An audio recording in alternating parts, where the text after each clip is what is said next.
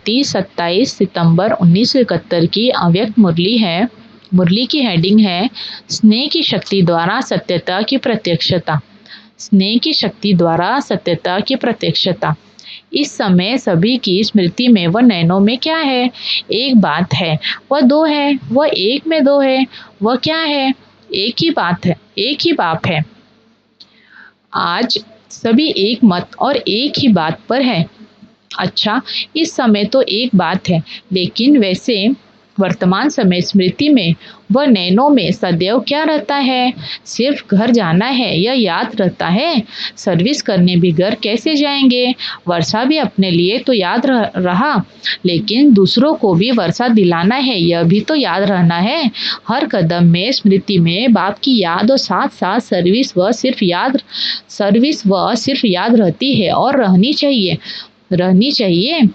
बाबा पूछ रहे हैं, चलते फिरते कर्म करते अगर यह स्मृति में रहेगा कि हम हर समय ईश्वरीय सेवा के अर्थ निमित्त हैं, स्थूल कार्य करते भी ईश्वरीय सेवा की निमित्त हैं, यह स्मृति रहने से सदैव निमित्त समझने से कोई भी ऐसा कर्म नहीं होगा जिससे डिसर्विस हो। यह स्मृति भूल जाती है तब साधारण कर्म व साधारण स्मृति समय जाता रहता है। जैसे देखो, कोई विशेष सर्विस अर्थ निमित्त बनते हो तो जितना समय विशेष सर्विस का रूप सामने होता है उतना समय की स्टेज व स्थिति अच्छी होती है ना, क्योंकि समझते हैं हम इस समय सभी के सामने सर्विस के लिए निमित्त हूँ। ऐसे ही स्थूल कार्य करते हुए भी यह स्मृति में रहे कि इस समय मनसा द्वारा विश्व को परिवर्तन करने की सेवा में उपस्थित हूँ। तो क्या स्थिति रहेगी? अटेंशन रहता है, चेकिंग रहती है।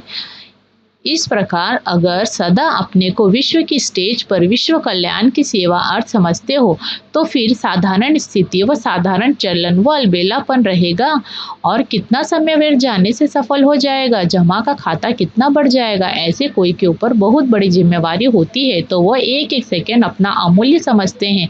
अगर 1-2 मिनट भी व्यर्थ चला जाए तो उनके लिए 1-2 मिनट भी बहुत बड़ा समय देखने में आता है।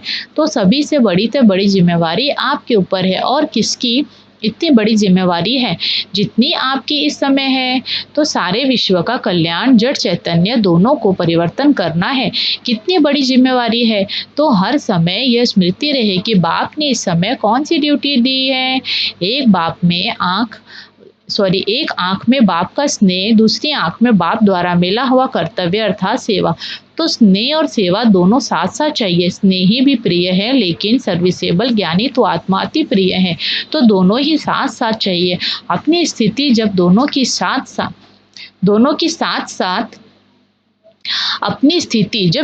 साथ साथ स्मृति होगी तभी सर्विस करने के समय स्नेही मूर्त भी होंगे। लेकिन सिर्फ स्नेह भी नहीं चाहिए, स्नेह के साथ और क्या चाहिए? शक्ति रूप तो होंगे ही, लेकिन शक्ति रूप का प्रत्यक्ष रूप क्या दिखाई देगा? सर्विस के रिजल्ट में नंबर किस आधार पर होते हैं? क्योंकि वाणी में जौहर भरा हुआ है, अर्थात स्नेह के साथ शब्दों में ऐसा जौहर होना चाहिए जो उन्हों के हृदय विदीर्ण हो जाए। अभी तक रिजल्ट क्या है? या तो बहुत जौहर दिखाती हो, वह बहुत स्नेह दिखाती हो, या तो बिल्कुल ही हल्के रूप में बोलेंगे या बहुत जोर से बोलेंगे। लेकिन होना चाहिए क्या?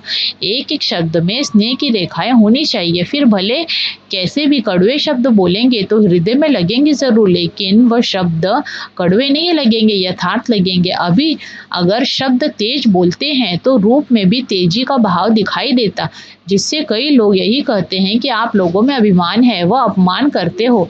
लेकिन एक तरफ ठोकते जाओ, दूसरे तरफ साथ साथ स्नेह भी देते जाओ, तो आपके स्नेह की मूर्त से अपना तिरस्कार महसूस नहीं करेंगे, लेकिन यह अनुभव करेंगे कि हम आत्माओं के ऊपर तरस है।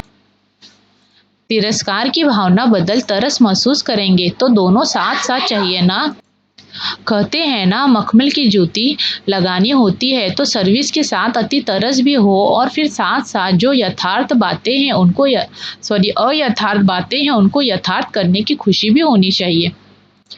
बातें सभी स्पष्ट देनी है, लेकिन स्नेह के साथ।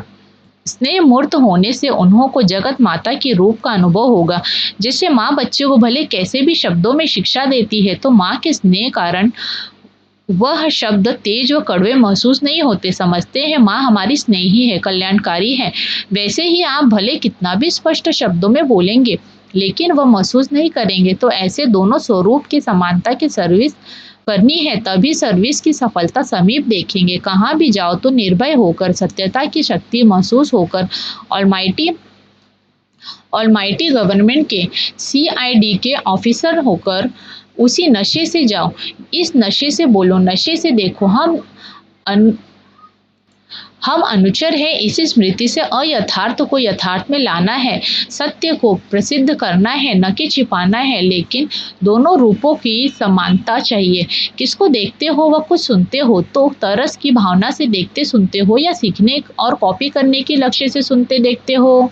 आजकल की जो भी अल्प सुख भोगने वाली आत्माएं प्रकृति दासी के शो में दिखाई देती हैं, उन्हों के शो को देखकर स्थिति क्या रहती है? यह आत्मा इस तरीके व इस रीति रस्म से में प्रकृति दासी के रूप में स्टेज पर प्रख्यात हुई है, इसलिए हमें भी ऐसा करना चाहिए व हमें भी इन्हों के प्रमाण अपने पे परिवर्तन करना चाहिए। ये संकल्प भी अगर आया तो उनको क्या कहेंगे? क्या दाता के बच्चे भिखारियों की कॉपी करते? आपके आगे कितने भी पॉम्प शो में आने वाली आत्माएं हो, लेकिन होनहार प्रत्यक्ष रूप के भिखारी हैं। इन सभी आत्माओं ने बाप दादा के बच्चों से थोड़ी बहुत शक्ति की बूंदों को धारण किया है। आप लोगों के शक्ति की अंजलि लेने से आजकल इस अंजलि के फल प्रकृति दासी के फल रूप में देख रहे हैं। लेकिन अंजलि लेने वाले को देख सागर के बच्चे क्या हो जाते हैं? प्रभावित। यह सभी थोड़े समय में ही आप लोगों के चरणों में झुकने लिए तड़पेंगे। इसलिए स्नेह के साथ सर्विस का जोश भी होना चाहिए। जैसे शुरू में स्नेह भी था और जोश भी था। निर्भय थे, वातावरण व वायुमंडल के आधार से परे, इसलिए एक रस सर्विस का उमंग और जोश था।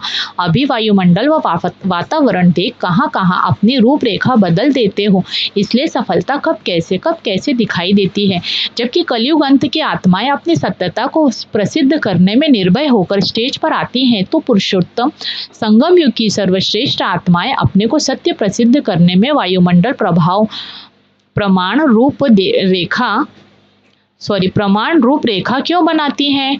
आप मास्टर रचयिता हो ना, वह सभी रचना है ना। रचना को मास्टर रचयिता कैसे देखेंगे? जब मास्टर रचता के रूप में स्थित होकर देखेंगे तो फिर यह सभी कौन सा खेल दिखाई देगा, कौन सा दृश्य देखेंगे? जब बारिश पड़ती है तो बारिश के बाद कौन सा दृश्य देखते हैं? मेंढक थोड़े से पानी में महसूस ऐसे करते हैं जैसे सागर में है, ट्रा ट्रा करते नाचते रहते हैं, लेकिन है वह अल्पकाल सुख का पानी। तो यह मेंढकों की ट्राट्रा करने और नाचने कूदने का दृश्य दिखाई देगा। ऐसे महसूस करेंगे कि यह अभी अभी अल्पकाल के सुख में फूलते हुए गए। तो मास्टर रचयिता की स्टेज पर ठहरने से ऐसा दृश्य दिखाई देगा, कोई सार नहीं दिखाई देगा, बिगर अर्थ बोल दिखाई देंगे। तो सत्यता को प्रसिद्ध करने की हिम्मत और उल्लास आता है। सत्य को प्रसिद्ध करने का उमंग आता है कि अभी समय पड़ा है। क्या अभी सत्य को प्रसिद्ध करने में समय पड़ा है? फलक भी हो और झलक भी हो, ऐसी फलक हो जो महसूस करे कि सत्य के सामने हम सभी के अल्पकाल के यह आडंबर चल नहीं सकेंगे। जैसे स्टेज पर ड्रामा दिखाते हैं ना, कैसे विकार विदाई ले हाथ जोड़ते सिर झुकाते हुए जाते हैं। यह ड्रामा प्रैक्टिकल विश्व की स्टेज पर दिखाना है। अब यह ड्रामा की स्टेज पर करने वाला ड्रामा बेहद के स्टेज पर लाओ। इसको कहा जाता है सर्विस। ऐसे सर्विसेबल विजयी माला के विशेष मणके बनते